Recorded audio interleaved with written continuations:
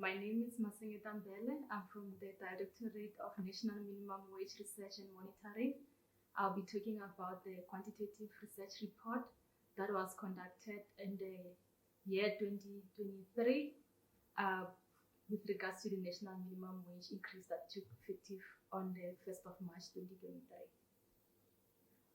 The research focused on the impact of the national minimum wage on the labor market. The department commissioned the UCT section called DPRU to conduct the research.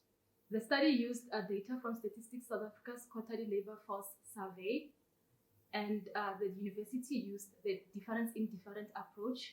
And on the approach, they used three empirical approaches. The first approach focuses on the full cross-sectional data from the full curricular first, and it exploited the geographic variations in relative to wages before the national minimum wage increase.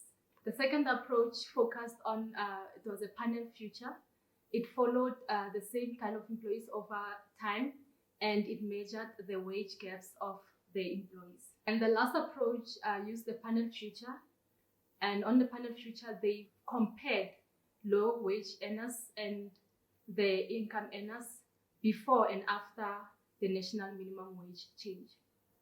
The study focused on 5 quarters, which are quarters from the period of the second quarter 2022 until the second quarter of 2023.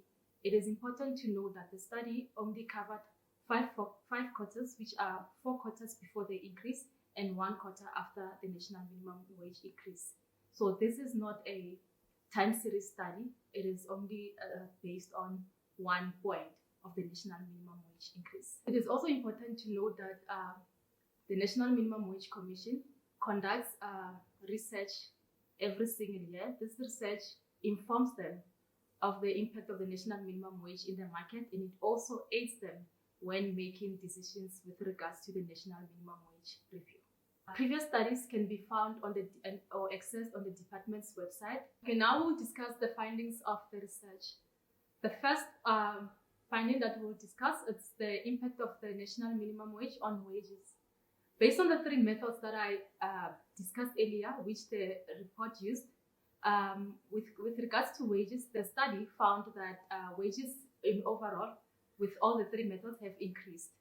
With regards to employment, the results are mixed. The first approach, which is using the full cross-sectional data, the study found that there were no changes in employment. When it comes to the 2 approaches, the study found that there was a change in employment.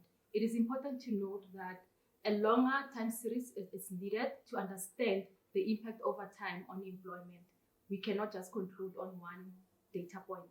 With regards to working hours, the results were equivocal, suggesting that there was no significant increase or the reduction was marginal. With regards to non-compliance, the research found that there was a small reduction in the head count, which is about 4%, and also the depth of non-compliance, which is about 1%.